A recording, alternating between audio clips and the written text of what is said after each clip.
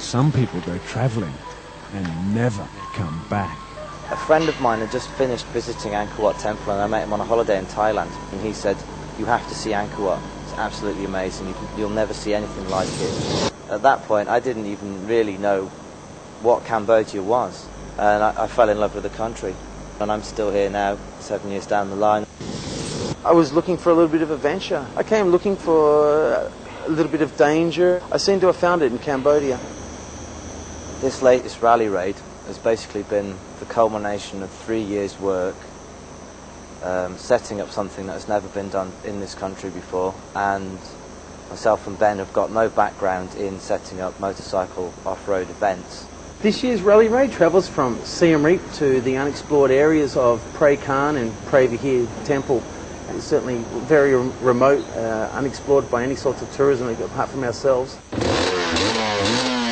We're currently in Siem Reap. At the moment, we have 25 Khmer riders and 25 foreign riders. Guys coming from far fields, Texas or Amsterdam, Sydney. Well, everyone's left the hotel. We're going to head down to Caltex now for the press conference, and then we'll get on the way to Angkor Wat, and then we'll get the hell out of town. They're going to be very pleased to see the back of us. A lot of noise, a lot of smoke, a lot of burnouts and wheelies. We are not very popular at the moment. Good morning, Siem Reap. Here we are at the start of the Caltex, over here, Rally Raid 2000. We've got a very mixed bag, from the local Cambodian riders with very, very nice motorcycles, top-of-the-range riding gear, riding boots, and ability in buckets. They can ride, they want to ride and ride hard all day, as much as possible. Then at the other end of the scale, we've got middle-aged guys flying in from the States who are up for the adventure and have been doing it all their lives. But they're not 19 anymore, and they're not running around at 120 k's an hour. Yeah, let's go!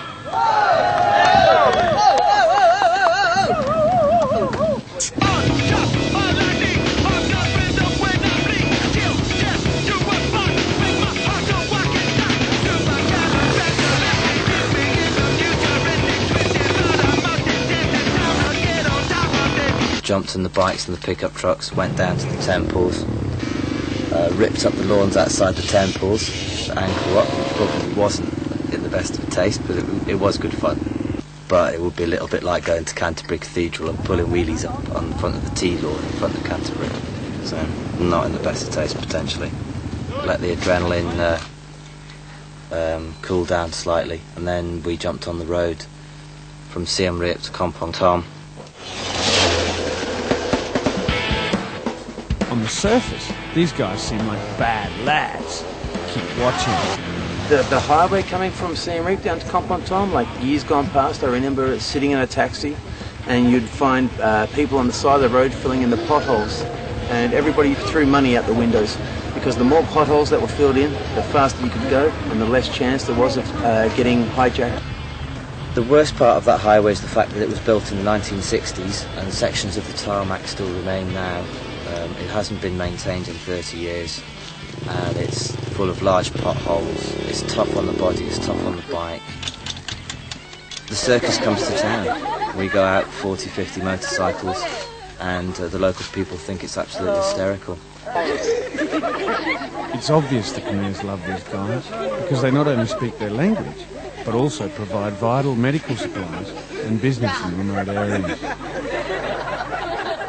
We try and come up with a charitable theme for each of the different rallies, because we want to be putting something back into the communities that we're going through, because they give us so much. This year's charitable theme is distributing iodized salt and condoms throughout the areas that we're going through. Local people can't get their hands on this salt, so as we're going through, we're distributing that.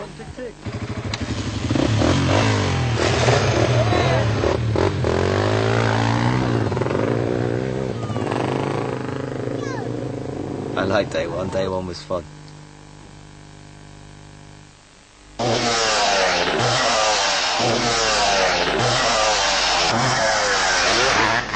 Day two, we leave Kampong Thom first thing in the morning.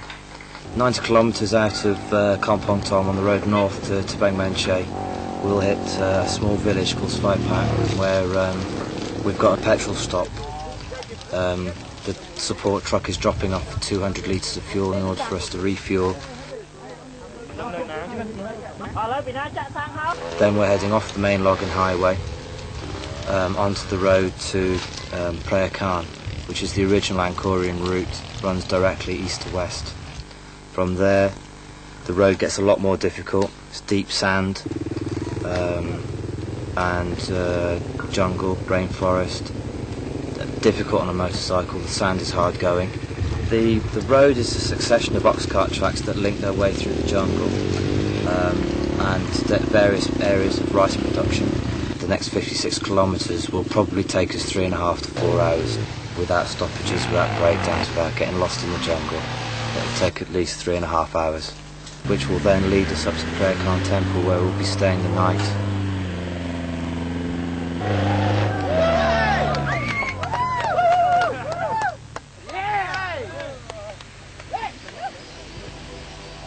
Right, we're here. We made it to Praia Khan. As soon as you approach the temple through the jungle, it has a feel of Angkor about it. You can feel the magic in the air.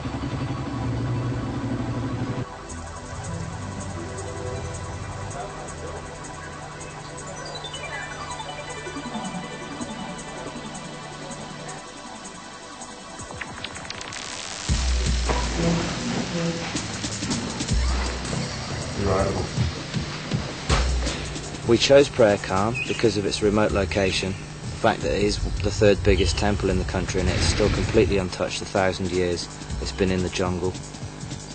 Very, very few people have ever seen the temple. It is a hidden temple. This is really Indiana Jones country.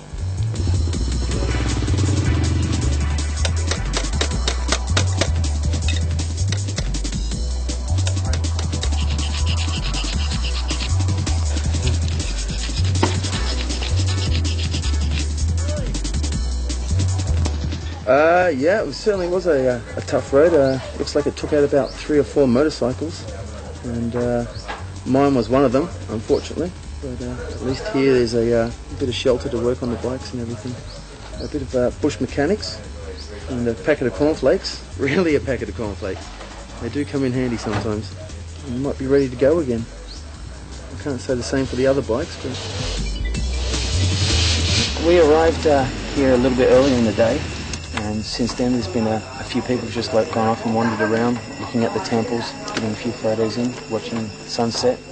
It seemed to be in the main part of the temple at Praia Khan. It seemed to be. The way that I just came in is along the old causeway, which would have been raised up, and all the area around would have been a moat, basically. And then here, this would have been the main entrance in. So you would have come up some steps, bowing your head to be respectful, and then you'd walk straight in through the main door. So somewhere in there should be some kind of a main praying area, basically. There would have been lots of shrines for lots of different gods, and each god has their step in the ladder. So because we've just come into the main sanctuary, that one there and the one over there would have been a minor god. And as you got further in, there would probably be, where that bunch of bushes is, just where the sun's going down, would have been the main temple. That would have been Shiva or something like that. That would have been a main god.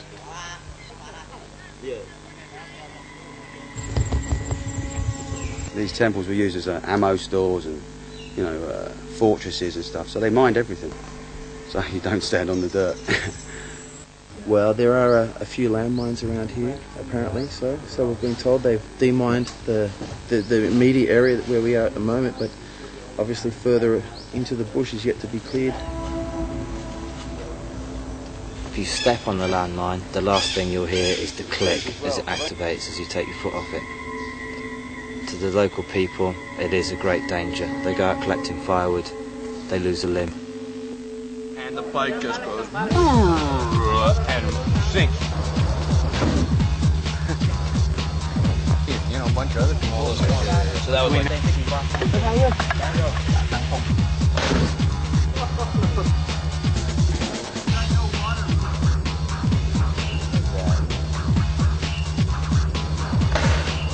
Oh, that's not me. We're filling a ketchup bottle, a tomato sauce bottle up with gasoline. And we're going to put the lid on it, and we're going to put that bottle into the fire because we're drunk. Well, if you say, hey man, you know, all these guys went out into the jungle, got sauce out their skulls and started throwing bottles of gasoline into the fire, that would scare off tourists.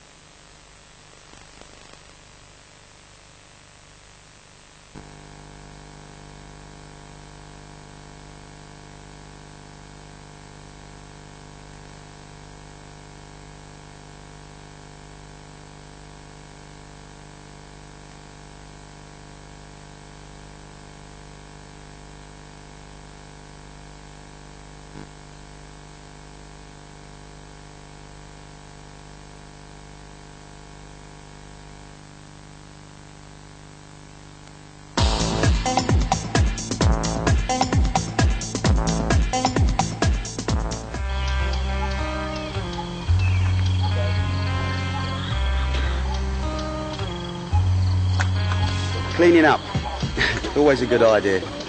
It's plastic. Plastic's really bad. Plastic bags are the scourge of this country.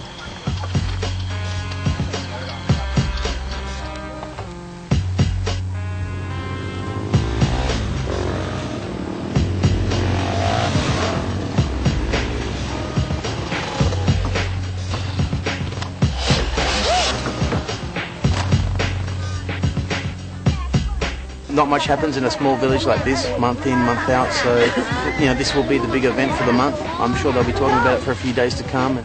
But I mean, obviously the more people that come through here, the more money that gets put back into the shops in the local village here and whatnot, so I'm sure they're quite pleased with what's going on here.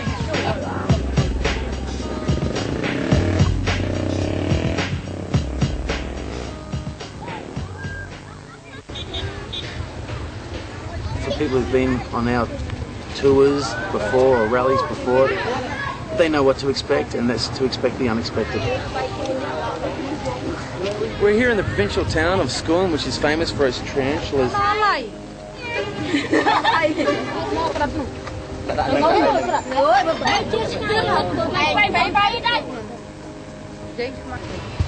These are the spiders that they grow here. They're deep fried in oil with sugar. So, not bad at all, but I never eat the big bits. Very chenanga.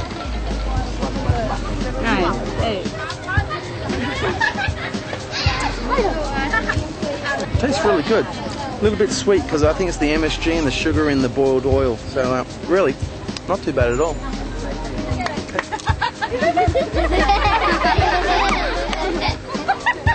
So these are the actual live ones that they grow. They actually put them in a farm, and they've actually taken the nippers off them so they don't hurt. Because if you get bitten by these, your arm will swell up, and probably very painful experience lasting for about 3 days. But these are quite safe to play with. I'm not going to play with it.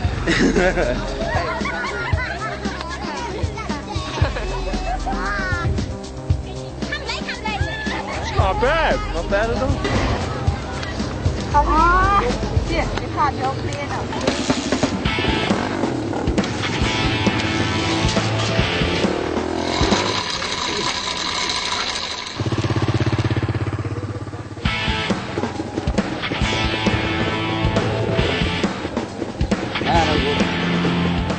Ben Laffer is the provincial town of the province of Prabha here.